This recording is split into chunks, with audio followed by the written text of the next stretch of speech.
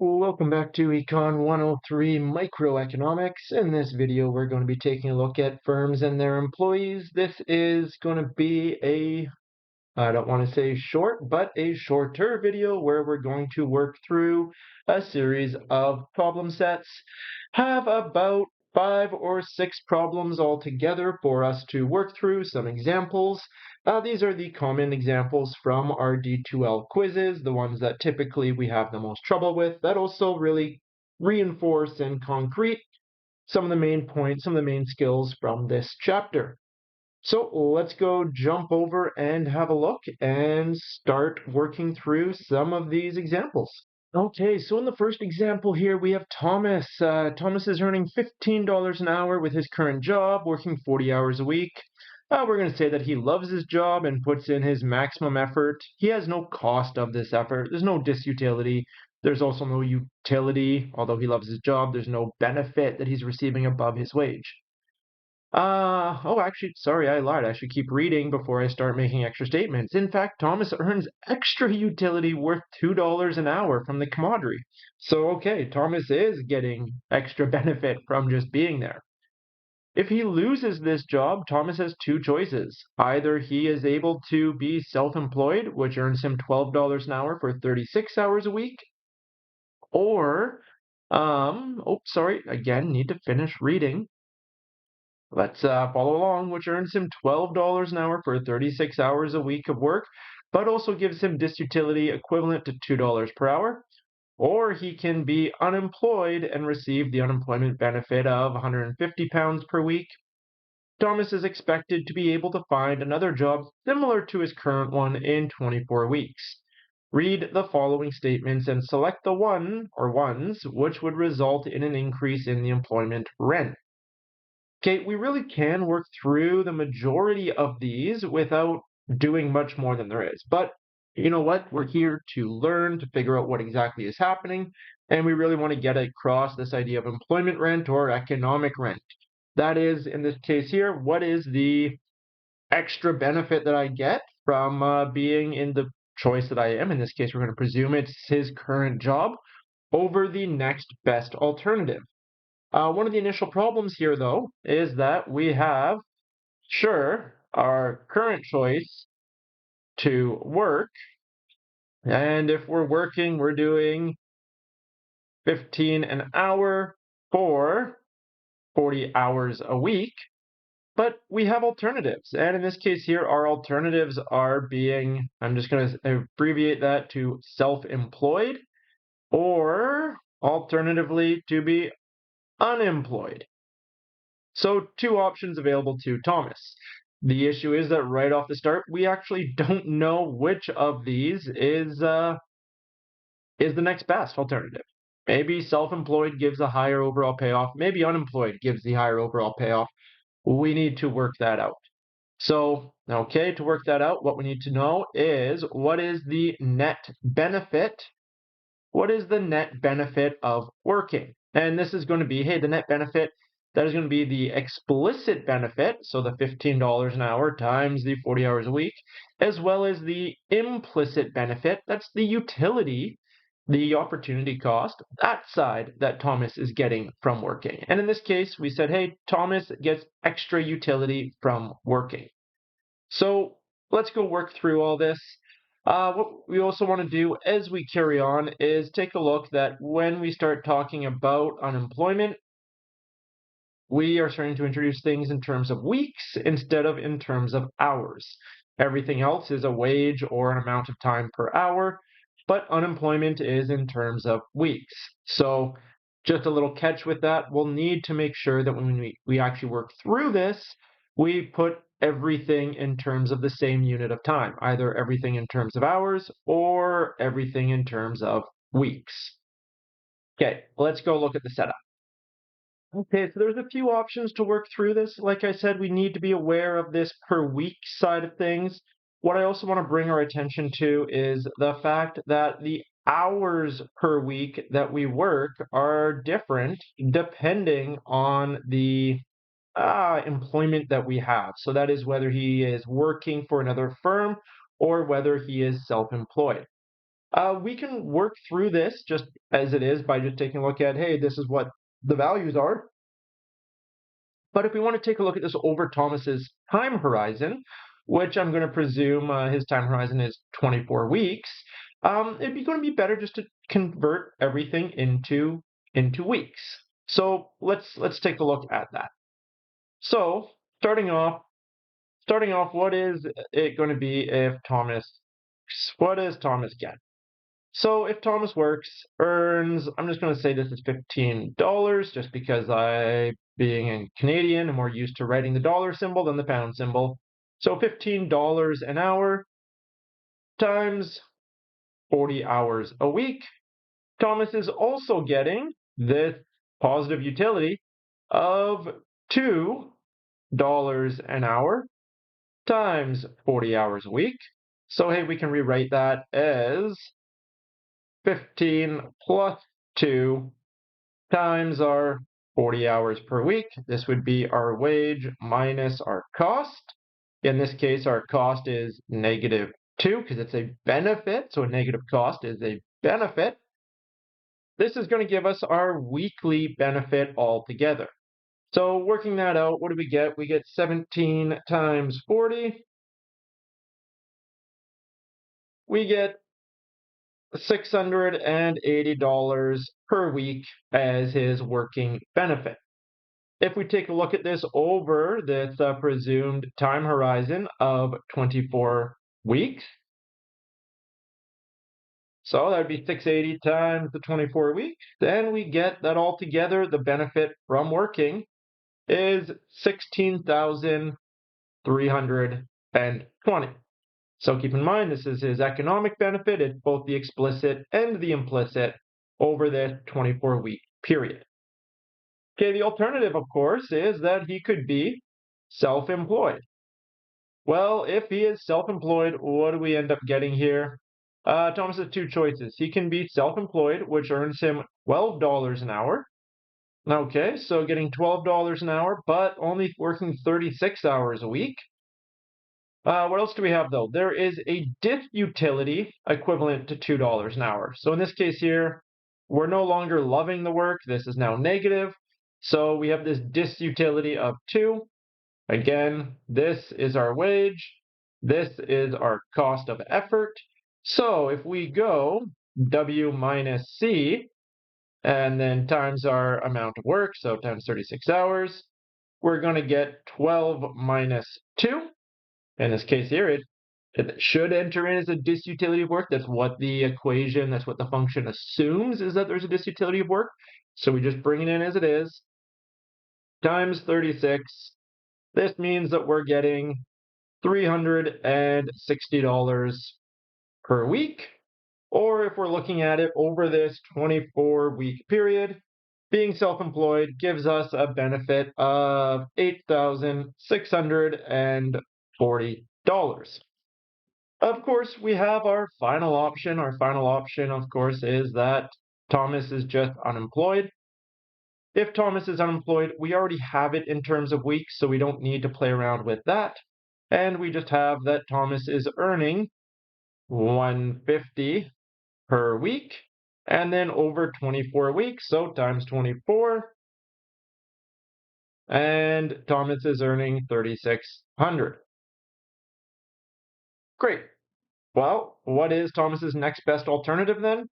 If Thomas was not working, the next best alternative clearly is being self-employed. So we would be comparing these two. And what is the economic rent from working? Well, the economic rent from working is the extra wage, the extra benefit, economic benefit that they receive from working over being self-employed. So in this case here, that would be 16,320 minus 8640, and so gets an economic rent of 7,680 over that 24 weeks. Divide by 24, that's an economic benefit of 320 per week. And then because he's working and working for 40 hours, what's the economic benefit per hour? 320 divided by 40. He's getting an economic benefit per hour of $8 per hour. Okay, So we worked through the economic rent in this case here. Well, what we want to do is then figure out, hey, which one or ones of these are correct. So first one, Thomas receives a pay raise of $2 per hour, but his enjoyment of the job decreases to $1 per hour. Okay, it then has this little bit that is tied in there. I don't think this adds any extra information. We could just cross that out. I really don't see what that's getting at. Okay, so to work this out, what we're really looking at is, well, let's go back. What's the question actually asking here? The question is, select the ones which would result in an increase in employment rent. So which ones actually result in this number over here getting bigger? Okay, so we don't need to worry about anything with unemployment because unemployment is not our next best alternative. So we don't need to worry about it. We're just worrying about benefits from working versus benefits from being self-employed. Received a raise of $2, so that is that guy goes up. However, the benefit decreases from 2 to 1. What I want you to keep in mind, this goes up +2, this goes down -1. Altogether, we're still going up by $1 an hour. What does that mean? Means this guy altogether is going up for the same economic benefit from being self-employed. So we would expect in this case here that the entire economic rent would increase. So woohoo, that is a positive. That is our first result. That is correct. What else do we have? Well, let's take a look at the second one. He reduces his working week for the current job to 32 hours per week, which increases his enjoyment by an extra hour. Okay, we need to work this through. Let's just clean up a little bit so we have room to do this. So currently, Thomas is working at getting $17 per hour over 40 hours a week, so $680 a week. New reduces his working week to 32, which increases enjoyment. So let's just work through it out. Down here, he's making $15 an hour. He's now getting an extra dollar of enjoyment. So now that is $3 of enjoyment. And shorter work week is now only working 32 hours a week. Okay, what is the weekly economic benefit in this case? That's going to be 18 times 32. What do we see? 576 per week is the new economic benefit from working. Well, versus that 680, we see that that has decreased. So no, this is not one of the ones that has increased the employment rent because when we work through that for the same value of self-employment, that employment rent would have shrunk. So nope, that guy does not increase employment rent. What about the third one? The employment benefit decreases to 120 per week. So hey, this guy, employment rent, sorry, let's back up. Unemployment benefit decreases from 150 per week down to 120 per week. Okay, we can just write this off and say this has no effect because being unemployed was not the next best alternative. We can just ignore this altogether because the next best alternative was being self-employed. So forget about it. This benefit dropping has no effect on our employment rent. Keeping in mind, if we had a different scenario, if self-employment was not an option, then we would be comparing this value to this value, or weekly to weekly. And in which case, yes, that would have increased employment rent because the next best alternative would have dropped. But in our scenario, next best alternative is unchanged, so we don't need to worry about that. That does nothing to our employment rent. Next one. Self-employment would only bring in 30 hours of work per week. Okay, so instead of 36 per week, we're now looking at 30 per week. There's no change in any of the other sides, so 12 minus 2 times 30. So we now have 10 times 30 is now 300 per week. Okay, so in this case, my 680 per week versus my 300 per week, my next best alternative has gotten smaller. because my employment rent is the difference between these two, it's clear my employment rent would have increased again because my next best alternative is lower. So yes, this guy is also a true statement. Let's see, next guy here. Thomas gets a promotion. His new wage is $20 an hour, so that's a big boom, and works only 35 hours a week. However, he enjoys his new job very little and receives no additional utility from working. Okay, so what has happened? His wage has increased to $20 an hour. However, there is now no additional utility from working, so it's not a disutility, it's not a utility, it's just zero. Okay, additionally, this has resulted in a change in the number of hours worked per week to 35. So we have two things happening. We have the wage increasing, we have the disutility, rather the utility, decreasing altogether to zero, and we have our working hours decreasing. Depending on the magnitude change of these will result in either our weekly income or weekly economic benefit, either rising or falling. So let's work that out. 20 times 35, and we get a new economic benefit of this of 700 per week. Given that we were earning 680 a week and now 700 a week, our economic benefit from working has increased. So if that has increased for the same self-employed alternative, our employment rent has similarly gone up. So this would also be one of them. Oh, sorry, look at that. I'm not paying attention. Wrong one. This guy here. Promotion. There we go. Next one. Thomas has a new business idea. If he quits his present job and becomes self-employed, he will now have 30 hours, 30-hour weeks that pay $20 per hour. So, okay, in this case here, we're looking back up at this guy. Let's compare it back to just the basic case. So let's get rid of this update that we did for that one example. Okay. So now, does it say anything about his disutility of self-employment? It doesn't, so we'll presume that's the same. So the wage of self-employment goes up to $20 per hour. It says nothing about the disutility, so I'm going to presume that that stays the same. And he's now only working 30-hour weeks being self-employed. Okay, so we now have 18 times 30. This gives us our benefit of this of $540 per week. So our next best alternative has increased in value. If the next best alternative is increased in value, or the same benefit of working, our economic rent has shrunk. So no, this has not increased the employment rent. Has not increased the employment rent because the next best alternative has risen, shrinking that employment rent between the two. Okay, final one. Thomas's new friend at work raises his utility from the job by $1 an hour.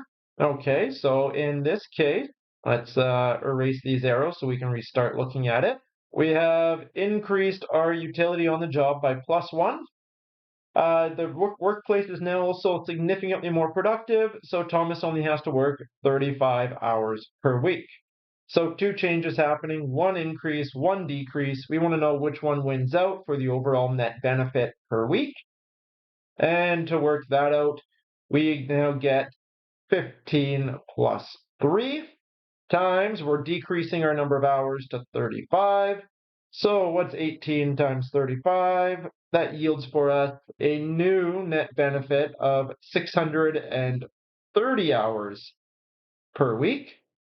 Look at that. Our benefit from working has fallen for the same alternative. That means that our employment benefit would have fallen. So no, that one does not increase our employment rent either. So in this case, only 3 of them do. The first one, the fourth one, and the fifth one. And again, big thing we're taking a look at is what was my economic benefit from working? Well, what was my economic benefit from my next best alternative? We can ignore unemployment because it's not our next best alternative. Comparing the differential between those two gives us our economic rent, or because in this specific case we're talking about employment, we call it employment rent. I know I've used the two interchangeably quite a bit because they They are interchangeable. Employment rent is just the economic rent that is specific to this case. Let's go jump on, take a look at the next example. Okay, in this example, we have a bit of a graph, but really this is getting at the same thing as what we had in the previous example. It's just now being displayed as a picture rather than a bunch of words. And that is, what we have is we have someone. Does it say who they are in this figure? Suppose, yeah, okay, so it doesn't actually say. We could say that again, this is Thomas. Why not? We had Thomas in the previous example. Let's bring Thomas again forward and say that in this case, well, actually, maybe Thomas is not great because it's if she loses her job. Okay, well, maybe let's not say Thomas then. So in this case here, we have some lady, and she has her wage of $12 per hour.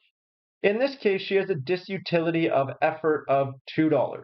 So that is, if we were to work through just like we did for Thomas, what is the net benefit of working? Well, this is the wage that we earn minus the cost of effort. Thomas had a negative cost of effort. That is a positive utility being earned here.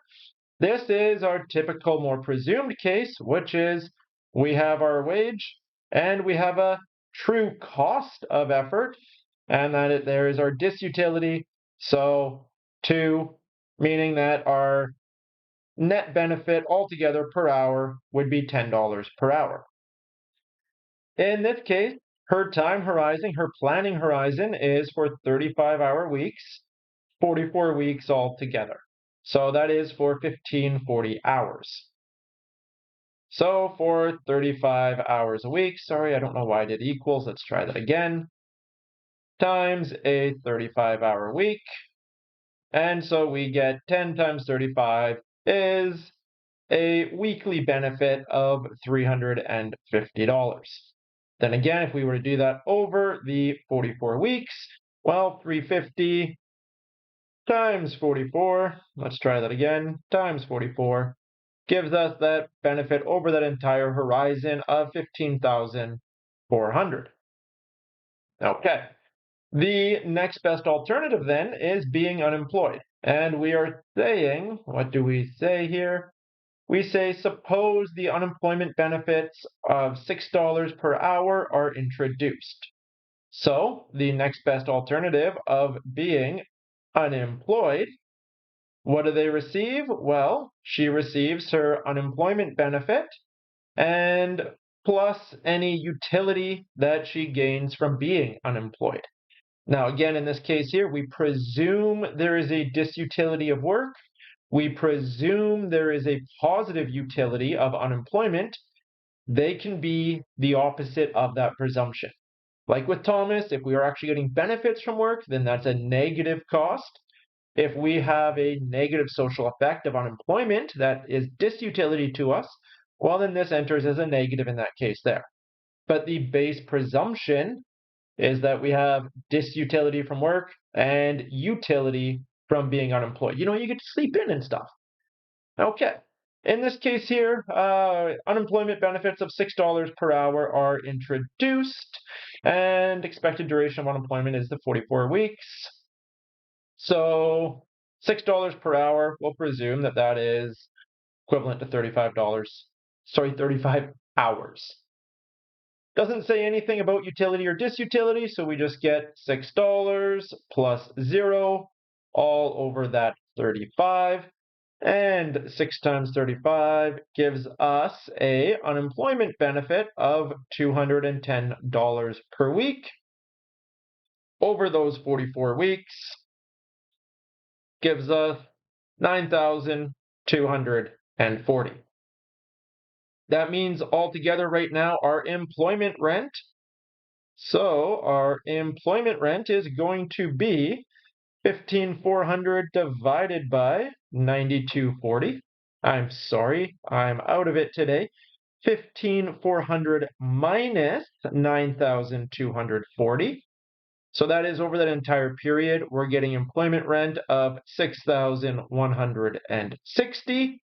If we break that down per week, we can go divided by 44 weeks, giving us employment rent of $140 per week. Again, we could have gotten this by going 350 minus 210. And then finally, we can figure out our hourly employment rent by dividing that by the number of hours in a week. So divided by 35, and we get employment rent of $4 per hour. And again, we could have gotten that by just saying, hey, what is our benefit per hour? What is our unemployment of our next best alternative benefit per hour? 10 minus 6 gives us the 4. So we get our employment rent in each of those scenarios. These are each dollars, of course, just depending on the time period we're looking at. Okay, based off of this, what are we looking for? Just select the correct statements. Perfect. So if the unemployment benefit stops after the first 22 weeks of unemployment, the total employment rent over the expected duration of unemployment, did I miss? Let me read that again. If the unemployment benefit stops after the first 22 weeks of unemployment, the total employment rent over the expected duration of unemployment is more than $10,000. It might be, given that we presumed with 35 hours and over 44 weeks of earning that this was our payoff from unemployment, being that was our employment rent. In this scenario, well, let's just kind of showcase this difference here. We just said, hey, $6 all over that 44 weeks. We presumed that was the unemployment benefit. We presumed, there we go, benefit, that was the alternative. Wage minus cost. There we had V. This area in between there, that would have been this 6160. What we're saying is we're updating that. So how does that look updated? Let me just clean that diagram up here. V is unchanged. Again, what do I mean by V? V is that value there. That is our wage minus cost. So that is 10, our wage minus our disutility per hour. In this scenario, our alternative is we get our benefit of $6 per hour, but we only get that benefit for 22 of the weeks. After those 22 weeks, we then get 0 benefit. In this case, well, our employment rent is going to be this area between the two. That is the initial difference between being employed and getting the employment benefit, and then being employed and earning absolutely nothing. So we can work that out. We know that the employment benefit is $210 per week, but in this case, only over 22 weeks. So, okay, if we are earning $210 over 22 weeks, so $210 per week times 22, that gives us 4,620. So that is our entire net benefit of being unemployed is now only 4,620, not this 9,240 anymore, because I'm not collecting unemployment benefits for the entire 44 weeks. If we wanted to visualize this on the graph, we could say, let's use blue. This is our employment benefits. We got a benefit of $6 per hour for 22 weeks. We then had our working benefits, which was all of this, everything under V, barely showing up here, everything under V. So if we do the green shaded area minus the blue shaded area, or hey, green shaded area was 15,400 minus the blue shaded area of 4620. What does that yield for us? 15,400 minus 4620. That yields for us altogether employment rent in this scenario of 10,780. So hey, that first one, if the unemployment rent, let's slow down. If the unemployment benefit stops after the first 22 weeks of unemployment, the total employment rent over the expected duration is more than 10,000. Yes, yes it is. It is 10,780. Well, let's clean this up. Let's take a look at the next question. Okay, although I cleaned it up, I find it kind of beneficial to think about this in terms of V rather than wage and disutility. So we have a V of 10, that's our hourly wage minus our disutility, 12 minus 2. So we say if the unemployment benefit is lowered to $3 per hour, but extended to the first 30 weeks, the employment rent over the expected duration of unemployment will be higher than where it was $6 per hour for 22 weeks. Well, okay, we can work this out. What has essentially happened here? Well, we used to have $6 an hour for 22 weeks as our employment benefit. We are now getting $3 an hour for 30 weeks. And we want to know, hey, is this green rectangle providing higher total benefit from being unemployed, or is the what? If the green one is providing higher benefit, then employment rent has dropped. If the green one is offering less unemployment benefit, then the employment rent has increased. So let's work that out. What do we have? We have our benefit of now 3, and that's 35 hours per week. So what is that benefit per week? 3 times 35. We now only get benefit of $105 per week. And this is now over 30 weeks altogether, giving us our unemployment benefit of $31.50. So we see in this case here, we used to get $46.20 as our next best alternative. We now get $31.50 as our next best alternative. So in this case here, the employment rent being the difference between working and being unemployed, our employment rent would have increased. Increased to what? 15,400 minus this next best alternative. Our new employment rent would be 12,250 in this case here. So hey, more employment rent because the alternative is worse. What does it say here? The employment rent over the expected duration of unemployment will be higher when there is a Okay, maybe let me restart, make sure I fully understand the question. If the unemployment benefit is lowered to this amount and extended to 30 weeks, the unemployment rent over the expected duration of unemployment will be higher than when there was a $6 per hour benefit and 22 weeks. Yeah, there was. When we lowered that benefit and extended the number of weeks it was paid out over to 30, that dropped altogether the unemployment benefit, and thus we had an increase in our employment rent. So that's correct. Okay, what do we have for the third one? If the unemployment benefit is now $6 per hour again, okay, so we're back to that one. Let's just clean up, get rid of the one that no longer applies. So there we go. We're no longer considering that green case. There we go. So we're now $6 an hour again, but the disutility of an hour of effort has now fallen to 0.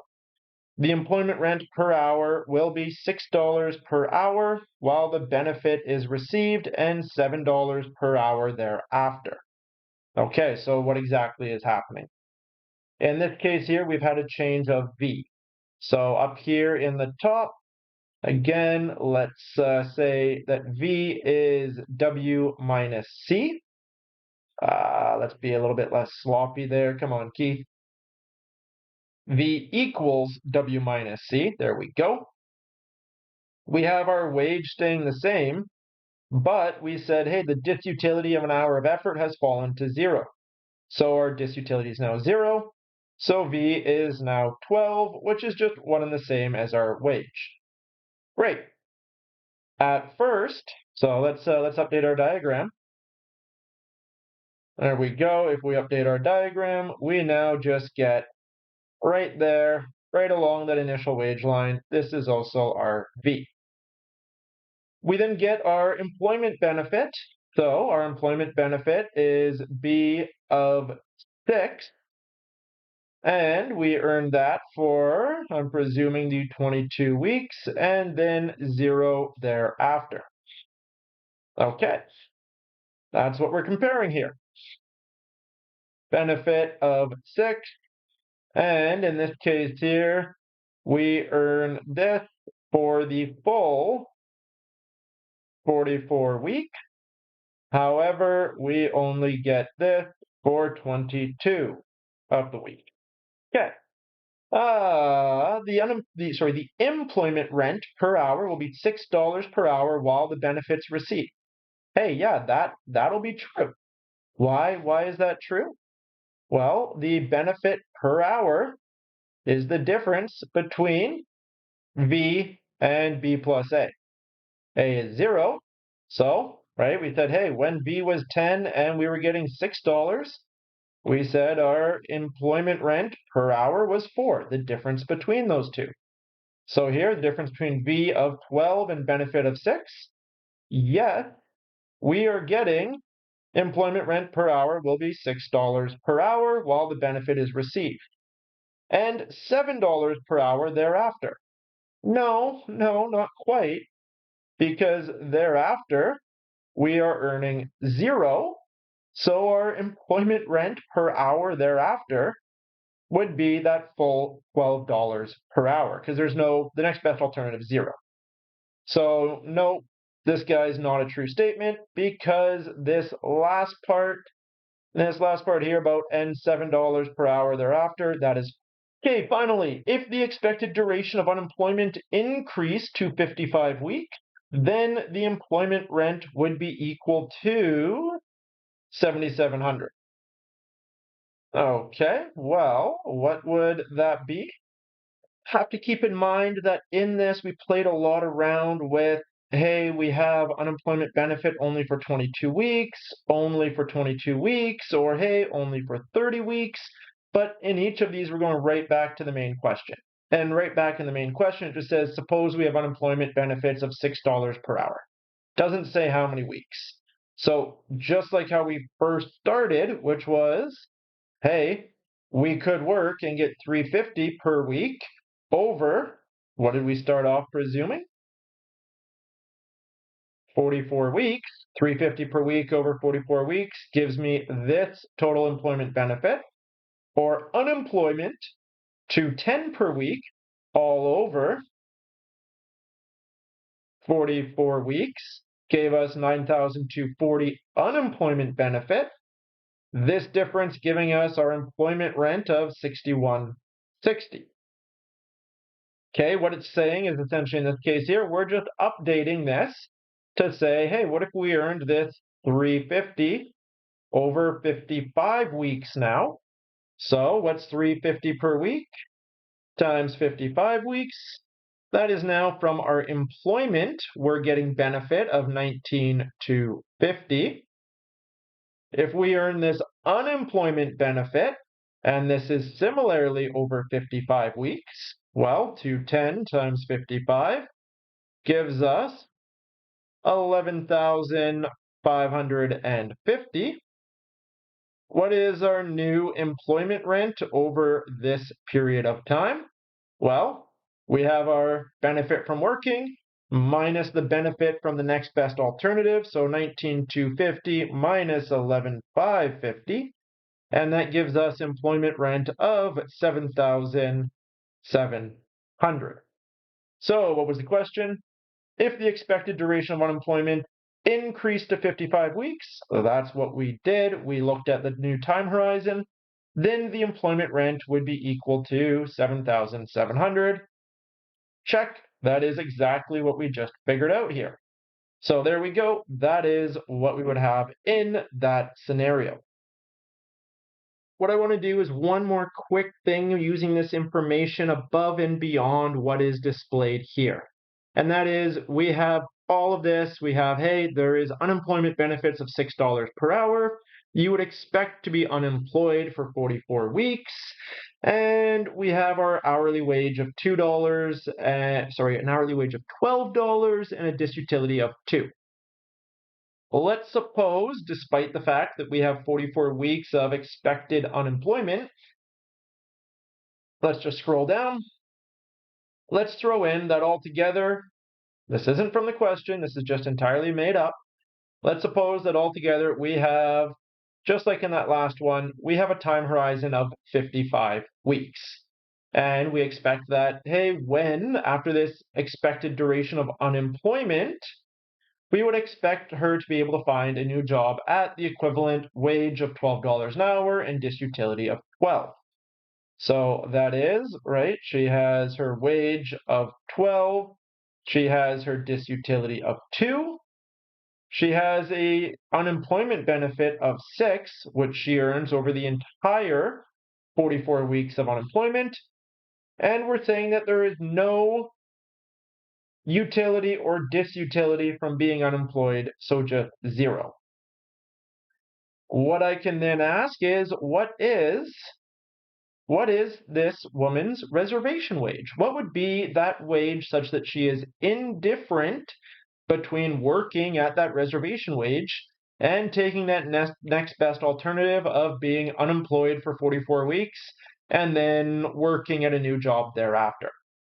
Well, the way that we can figure this out is using that reservation wage formula, J over H times, times B plus A plus 1 minus J over H times V. Okay, you're like, okay, cool. We have everything. We have our H of 55, although I'm recognizing that I used big H, small h. Let's keep that consistent. That's a little bit sloppy. There we go. And you're like, oh, Keith, what's J? J is the amount of time that we would expect to be unemployed for. So in this case here, if we lost our job, we would expect to be unemployed. We said for 44 weeks. So we would have a J of 44. We can now work out that reservation wage, which is just the weighted average of the total benefit received while unemployed and the total benefit received at that new job after that period of unemployment. So working that out, unemployed for 44 out of those 55 weeks and earning a unemployment benefit of 6, no utility or disutility for being unemployed. Then we have 1 minus 44 over 55. So this is that period of her time horizon that she would then be employed for at the end, only unemployed for 44 weeks, and then gets a new job, and gets that new job at V, that is earning $12 an hour again, but with a disutility of effort of 2. We can then work this out to find, hey, what is that reservation wage that she would be indifferent between actually working at that wage or having a period of unemployment and a new job. So let's work it out. What's 44 divided by 55? Well, that gives me 80% of this time period she would be unemployed, earning $6 an hour, plus 1 minus 44 over 55. That would be 20% of that time period she would be working and earning $10 an hour. So, okay, altogether we have 0.8 times 6. That is the total benefit per hour over those 44 out of the 55 weeks would be $4.80 per hour versus the benefit during the 20% of the time that she's working would be $2 per hour, giving us altogether her reservation wage of $4.80 plus 2, $6.80 per hour would be her reservation wage, such that she would be indifferent between working or having a period of unemployment, plus this then new future wage after 44 weeks of unemployment. And so we can work out the reservation wage that way. You might be taking a look at this and going, well, hey, wait a minute, if she's working for 12 minus 10, so 12 minus 2, so V is 10. Well, that minus that reservation wage is only like 320. That is that she's getting employment rent of $3.20 per hour. You're like, wait. Didn't we say that she was getting employment rent of $4 per hour? Well, yeah. This difference, the reason why it's 320 is because I introduced this new bit of information that she was able to get a new job after those 44 weeks.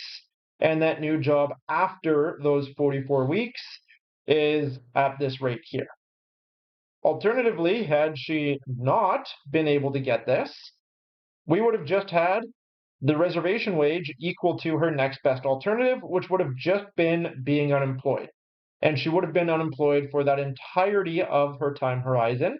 So 44 out of 44, meaning she would have just got a reservation wage equal to benefit of 6, and then 10 minus 6 would have been a employment rent of $4 per hour, which would have been exactly what we had here.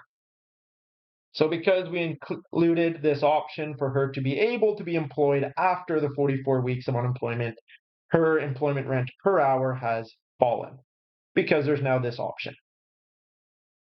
Okay, I hope that helps a little bit in explaining this reservation wage formula. Let's go take a look at the next example. Maybe this guy pops up again.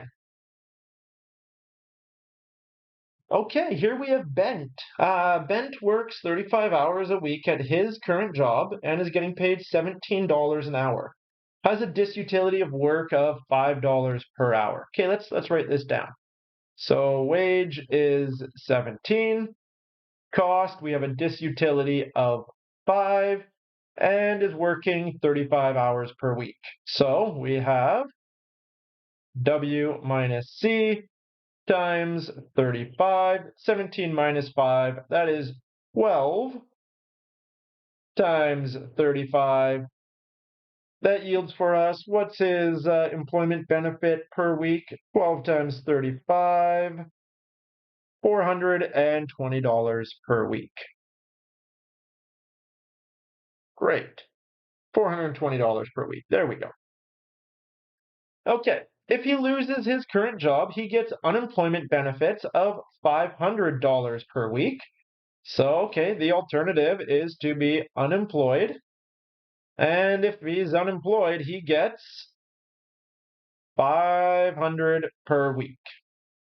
The benefit's only available for the first 10 weeks of unemployment, after which there is no benefit. The expected duration of unemployment is 30 weeks. After that 30 weeks, Bent can get employed again at $12 an hour for another job. I'm presuming there's no disutility from this other job because it doesn't say it. Okay. So this, let's see, what do we have all together? What is our time horizon? 10 week, 30 week, and then reemployed at, well, okay, there's no disutility, so getting the same amount altogether. So really we just have to worry about a time horizon of the 10 weeks and 30 weeks, so altogether 30 weeks. Gets that times 10, and then is getting $0 per week for those additional 20, giving us altogether the 30 weeks of time horizon. Great. What is the employment rent altogether? You might be like, Keith, why are you ignoring once Bent gets rehired again after these 30 weeks? Well, the reason why I'm ignoring that is because right now, Bent is getting $12 an hour benefit for 35 hours a week for $420 a week. After the 30 weeks, 10 of which unemployed, earning unemployment benefit, 20 of which unemployed and getting 0, Bent is rehired at $12 an hour, no disutility. So back at this. Meaning once we get beyond these 30 weeks, there's no difference anymore between working and the alternative. So I can just ignore everything after that 30 weeks. So $420 per week over 30 weeks gives me employment benefit of $12,600, we have 500 times 10 gives us, so 500 times 10, 0 plus 0 times 20. That gives us unemployment benefit over these 30 weeks of 5,000. Let's get rid of that guy there so it's not just making things complicated. That is, altogether, we are getting employment rent over these full 30 weeks of 12,600 minus 5,000. So of 7,600, if we divide that by those 30 weeks, that is a weekly employment rent of $253.33. And if we divide that by those 35 hours in a week, we get a hourly employment rent of $7.23. That's per hour, that's per week, that's over the full 30 weeks. Okay, so we have the initial employment rent. Based off of this, yeah, Ben should choose to work because is getting paid more working than gets being unemployed. There's positive employment rent being had. Okay, what are we looking for? What is this actually asking? What is Benk's expected net benefit from keeping his current job? Okay, round calculations to 2 decimal places. Well, we kind of went and did that. This is the net benefit, the employment rent altogether there. His expected net benefit from working is negative, so he is better off quitting work and living off of the government benefits. Well, no, that's not true. He has positive employment rent over this 30-week period. So, no, he should work. Now, mind you, if we were only having a 10-week horizon, well then, yeah, in this case here, over that 10-week horizon, and that's all that they cared about, well, hey, 500 per week versus 420 a week, much better being unemployed. So no, that first one is not true. The next one, he expects to have a negative net benefit for the first 10 weeks. Yeah, just the first 10 weeks alone, he has negative net benefit. He's losing $80 a week for those first 10 weeks, right? And again, those first 10 weeks, working gives him 420, being unemployed gives 500, so those first 10 weeks losing $80 a week. It's the subsequent 20 weeks of unemployment with no benefit that then make up for that difference such that he's better off working. So yes, this is a true statement. That one's correct. Third one, he expects to have a benefit more than 7,000 over the full 30 weeks. Well, hey, what did we just say that employment rent was? 7,600. So, based off of that, yeah, he has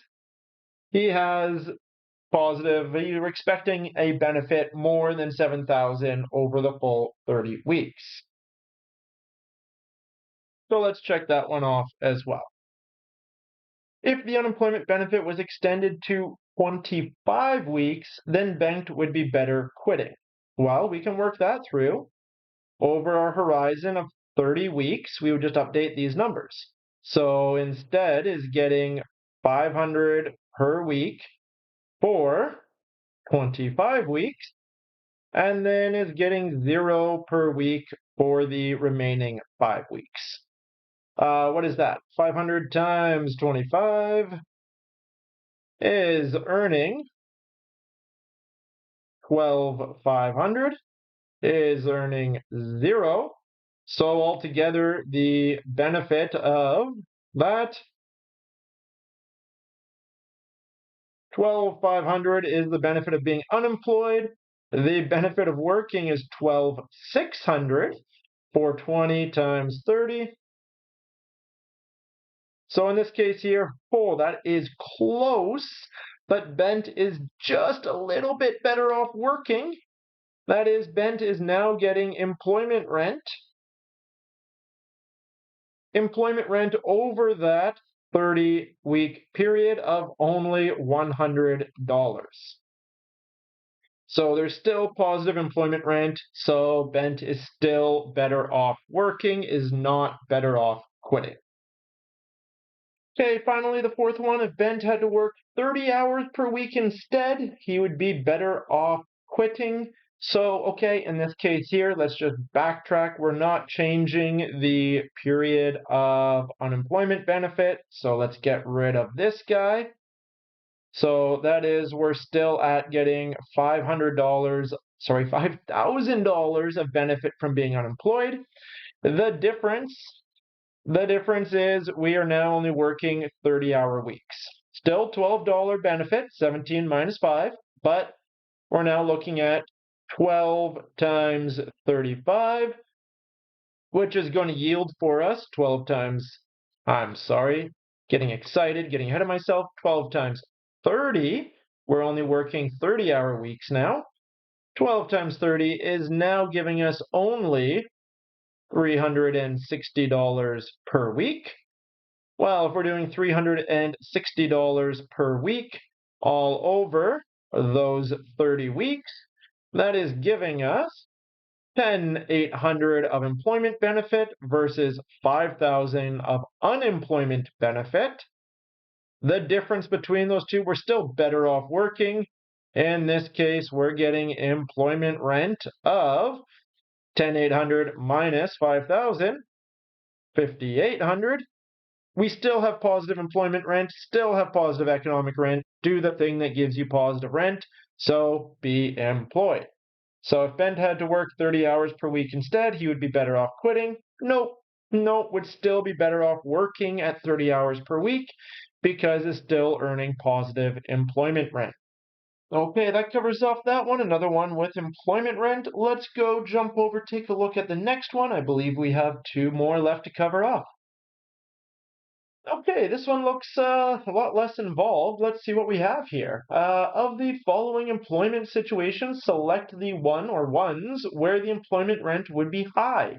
Ceteris paribus. So, okay, again, that is, we're taking a look at what is the benefit, the economic benefit of being employed versus being unemployed.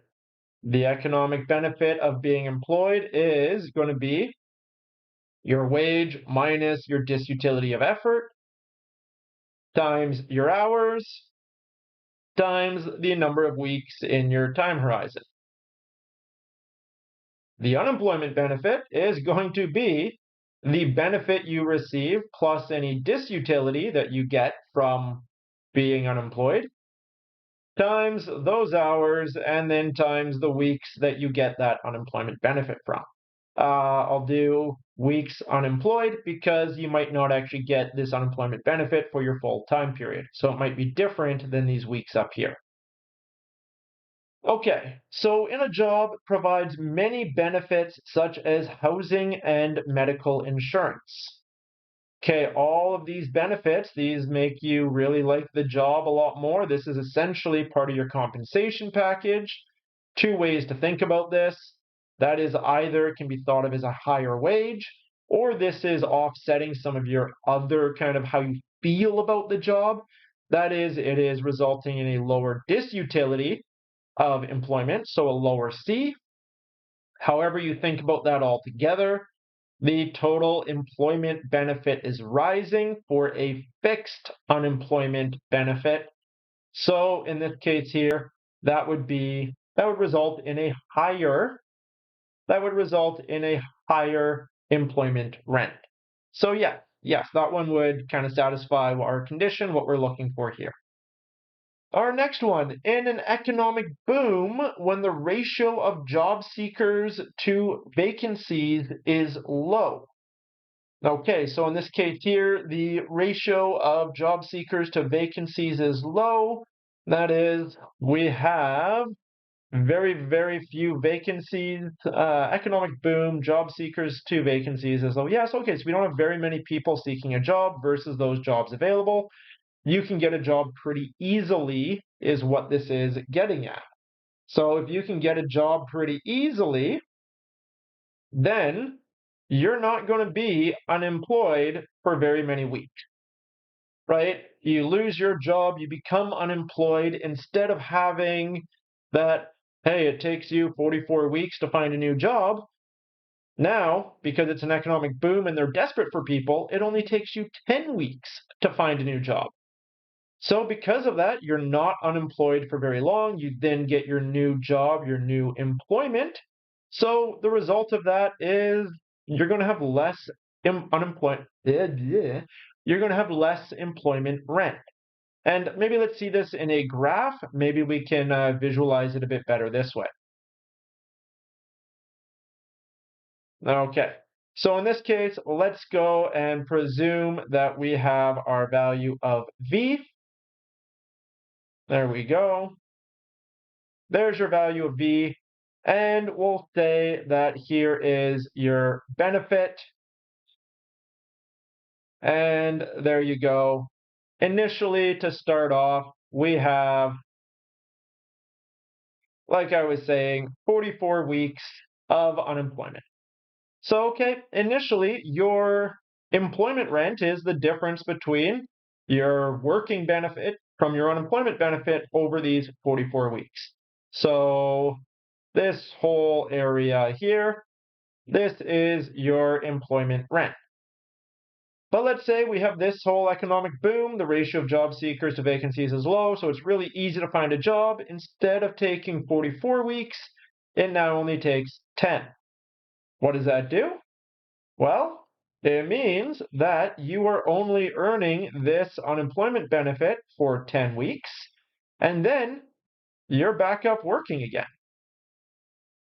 So if that's the case there, your employment rent is only this area now, the difference between working and the next best alternative. We see it significantly smaller versus what it used to be, much, much lower employment rent. So our employment rent has fallen. Our question is, hey, which ones have employment rent be high?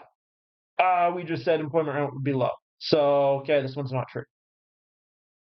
3, when a worker is paid a high salary because she is a qualified accountant and there is a shortage of accountancy skills. Okay, in this case here, again, this is going to be low employment rent. And you might be like, wait, what? Why is that low employment rent? Wouldn't that be pushing wage high? Wage high pushes this up. Given that, that'd be big employment rent. Well, the big catch here is a qualified accountant and there is a shortage of accountancy skills. What that tells me is that the alternative, sure, is paid a high wage, but the alternative is going to be very, very short terms of unemployment because there's a shortage of accountancy skills. So if they're no longer employed here, they'll have a very short term of unemployment and then they'll be back employed again.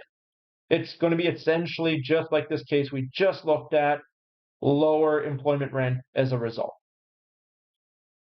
Finally, when the worker is paid a high salary because the firm's customers know and trust her.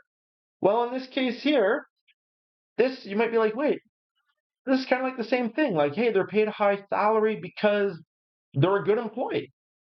Yes, but here we're getting at the asymmetric information problem, where yes, this is a good employee, and that's why they're paid a high salary, but some future employer isn't going to know that. They're not going to know that she is a good employee until they learn that about her by hiring her. So in this case, is paid a high salary, so wage is high, but the firm's customers know and trust her. If she goes and becomes unemployed, a new firm's customers aren't going to know and trust her anymore. And so she won't be able to have that, won't be able to rapidly get into a new job. So in this case, there is going to be a period of unemployment that is longer. Maybe this is something more like this. So our employment rent is larger in this case than in those previous cases. So yeah, this guy's also a true statement. Let's use red to keep that consistent. That guy's also a true statement because there's that inability to get out of unemployment as quickly because this is firm specific knowledge. Let's go take a look, I believe the last one, taking a look at the last little bits of the chapter, taking a look at our ISO profits and our non-shirking wage curve and figuring out what all this is. So let's read the question here. The figure shows some ISO profit curves for a language school indicating the different levels of N and W that earn the same amount of profit. So again, I want you to think about these ISO profit curves just like the ISO cost curves or just like the indifference curves. It's saying every point along one of these curves, so that would be any point along this guy here, gives us $4,000 of profit. We can change our number of employees, we can change the wage we pay those employees such that our profit is constant. From the firm's perspective, it doesn't matter if I hire 2 employees at a low wage or I hire approximately 19 employees at a really high wage, because both of those give me the same level of profit. I'm indifferent between those two scenarios because it's the same level of profit. So altogether, what does the firm want to do? The firm wants to obtain the highest possible profit that it can obtain. As we move down to the right, our profit gets bigger. As we move up to the left, our profit gets smaller. So we want the highest profit altogether. Great. The other side of it is this no shirking wage curve. This is the wage that we have to pay people to actually put in effort and make money for us. If we pay them less than this, they might work. They would very well come and be like, yeah, give me a job. But they may not put in effort. It may not be enough of a wage to make them put in effort. They're going to free ride. And if they're free riding, they're just costing you as the employer the wage and they're not providing you any revenue. So that's not ideal. So that is what we can think about is this non-shirking wage curve as the feasibility set. Everything up to the left of that non-shirking wage curve is a feasible wage. Anything along the curve would be an efficient wage. And anything down to the right, we wouldn't want to utilize because while people may work for it, they're not going to be putting in the effort, meaning we're not going to be able to obtain that profit level. What we see is we are just kissing our ISO profit and our non-shirking wage curve right there. Approximately, I'm just eyeballing this, meaning this would be the highest level of profit that we could obtain given this current non-shirking wage curve. So highest profit we could obtain is 2,000. Okay, based off of this, what are our potential answers here? Well, maybe let's read the question. Based on this information, read the following statements and select the correct ones. Okay, great. So first, there are no feasible points that give a profit of at least 4,000. Yeah, we cannot obtain a profit of 4,000. There's no feasible points that allow that. So that is off the table, not an option for us at all. Second one, if the no shirking wage curve becomes flatter while keeping the vertical axis intercept unchanged, the school will employ more tutors. Yes, that will be the case. And why? Well, let's just draw a flatter non-shirking wage curve. Well, look at that. Same intercept, flatter curve. I can now get to a higher ISO profit. And in this case here, I can hire more tutors. And depending on how flat that gets, may or may not change the wage in one way or another. So we have that guy, and we also have this guy as correct. Okay. The third one, the maximum obtainable profit for the school is £1,000. Well, okay, let's just clean up so we can see this here. £1,000, that is the gray line here. Well, we see that there on the gray line would be the wage that would give us that level of profit. But look, we can get to higher levels of profit. That is, we can move down and to the right from the gray line while staying on our feasibility set, which gives us this point on the blue line. So no, the maximum profit is not 1,000. The maximum profit, given our current non-shirking wage curve, is 2,000. So no, oh no, that's not true. Finally, if the revenue per tutor reduces to 600 euros, the feasibility set will shrink. Okay, where is this coming from? Revenue per tutor reduces to 600 euros. What do we have up here? Doesn't say anything, but what we can take a look at is the zero profit condition, and that zero profit condition is at a wage of 700. Keep in mind, if we have labor as our only cost, we can go revenue per worker minus the wage we pay them times the number of workers. So at the zero profit, wage is 700. What does that mean? It must mean that right now this is all being drawn for this. That is being drawn right now for revenue per worker of 700. Each of those different isoprofits are as we fluctuate wage and N, but revenue being 700. When we have this going there, we either have N of 0 and then wage of 700, or wage of 0 and N going up to infinity. Zero profit. So if the revenue per tutor reduces to 600 euros, so now we have 600 minus wage times N. Well, now our feasibility area, right, our feasibility set, this whole area here, is going to shrink because I've been a little bit sloppy. You would not actually truthfully have a feasibility set below zero profit, right? In this case here, the firm is not going to offer wages above that orangish line, because any wage above 700 would result in negative profit. So our truthful feasibility set is below that zero profit, above our non-shirking wage curve. So just that area is our feasible set. My apologies, a little bit sloppy at the start there.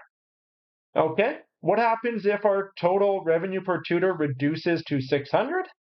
Well, essentially, let's update this. That zero profit line would cut across there instead of at 700, so that part is gone. And our feasibility set would now be above the non-shirking wage curve, but below that new non-zero profit isoprofit curve. So our feasibility set would now be this area, which, as you can see, is reduced. It is smaller. So our feasibility set shrinks. And that's our final answer. In this case here, 3 out of the 4 are correct altogether. Okay, that's our example set, working through a series of examples from this unit. If you watched the lecture video on this, you'll notice there were many other things that we looked at. We looked at how we calculated that reservation wage. In fact, we threw that into one of the examples here. We also looked at how we calculate that non-shirking wage curve. However, as you've seen going through this, the primary focus, a lot of the examples we end up looking at are on the simpler side than that big picture that we looked at in the lecture. If you have any questions on this, if you think I made a mistake as I was going fast through these, whether it be a typo, whether it be I misspoke something, please reach out to me, leave a comment below, send me an email. If you have any questions at all, please do the same. Until next time.